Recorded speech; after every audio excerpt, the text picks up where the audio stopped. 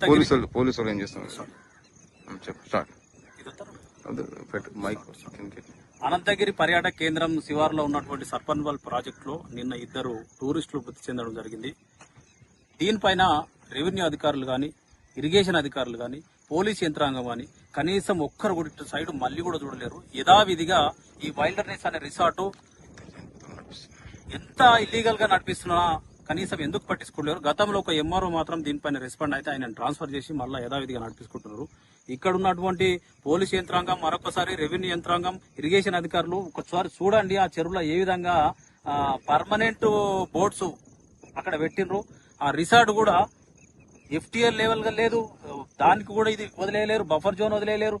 ఇంకా more over assigned పేదలకు ఇచ్చినటువంటి అసైన్ ల్యాండ్ లో కమర్షియల్ ఈ కన్స్ట్రక్షన్స్ రిసార్ట్స్ కట్టి నడిపిస్తుంటే ఎందుకు పెడచోన పెట్టుకుంటారు అధికారులు? వాళ్ళ ప్రాణాలకు ఎవరు బాధ్యులు? వాళ్ళకు కనీసం లైఫ్ జాకెట్స్ కూడా లేవు, లైఫ్ గార్డ్స్ కూడా లేరు. వాళ్ళని రెస్క్యూ చేయాల్సిన అవసరం ఉన్నటువంటి సిబ్బంది పారిపోయినారు వాళ్ళు మునిగిపోతే.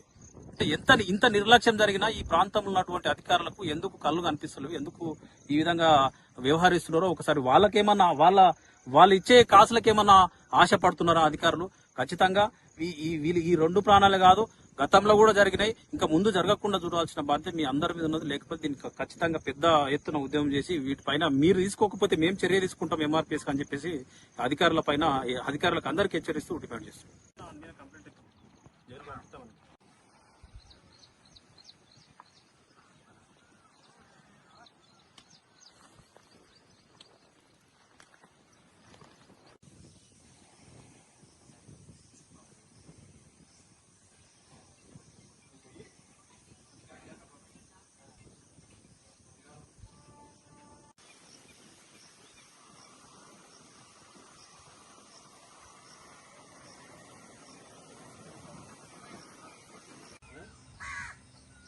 దీని పేరేం పేరే?